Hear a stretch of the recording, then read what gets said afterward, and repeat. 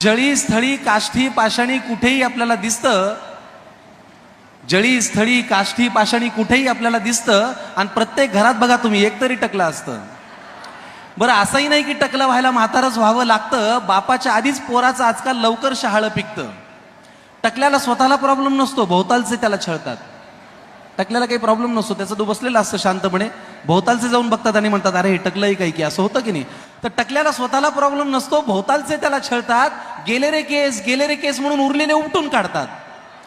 पण जेव्हा पडायला लागतं ना टक्कलन केस लागतात गळू, जेव्हा पडायला लागतं ना टक्कलन केस लागतात गळू, वेगवेगळ्या आकारात उघडी पडते ही गुळगुळीत टाळू. काहींच्या अगदी दर्शनीय भागात अशी तारेची घासणी उरते. बघून घ्या, काही घासण्या सुद्धा आहेत तिथे 1-2-4. काहींच्या अगदी दर्शनीय भागात अशी तारेची घासणी उरते, तीच त्यांना आयुष्यभर भांग पाडायला पुरते. काहींना मागे खड्डा जणू विहीरच खणली जाते. काहींना मागे खड्डा जणू विहीरच खणली जाते. काहींचं घर जातं पडून फक्त कंपाऊंड वॉलच राहते. काहींची टाळू तर अशी मऊ जणू बेसनाचा लाडू दिसावा. काहींची टाळू तर अशी मऊ जणू बेसनाचा लाडू दिसावा. असं वाटतं हळूच जाऊन त्याच्यावर काजूचा काप खोचावा. आता नवीन उपचार आलाय म्हणे ट्रान्सप्लांट करून रोवायचं.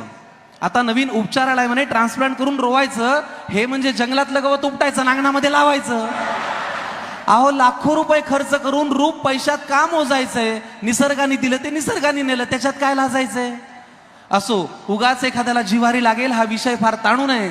सगळं म्हणल्यावरच माफी मागायची आपल्याकडे पद्धत आहे, म्हणून उगाच एखाद्याला जिव्हारी लागेल हा विषय फार ताणू नये. आणि कितीही म्हणा वाटतं